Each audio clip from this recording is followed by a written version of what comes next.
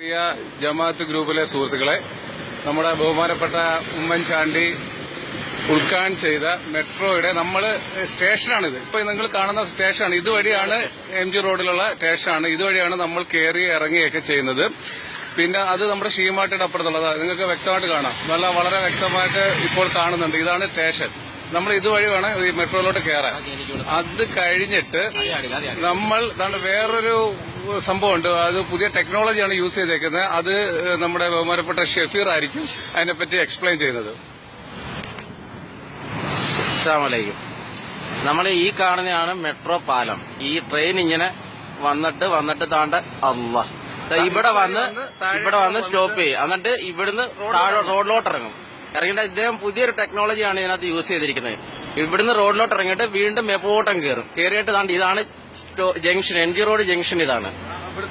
ഇവിടാണ് main stop. ഇവിടെ വന്ന് നിൽക്കും. എന്നിട്ട് ഇവിടുന്ന് നേരെ പോയിട്ട് അവിടെ ചെന്നിട്ട് വീണ്ടും താഴോട്ട് ഇറങ്ങും റോഡിലോട്ട്. അവിടുന്ന് വീണ്ടും മേളിൽ കയറി വീണ്ടും താഴോട്ട് ഇറങ്ങും. MG റോഡിൽ ഈ ഒരു ടെക്നോളജിയാണ് യൂസ് ചെയ്തിരിക്കുന്നത്.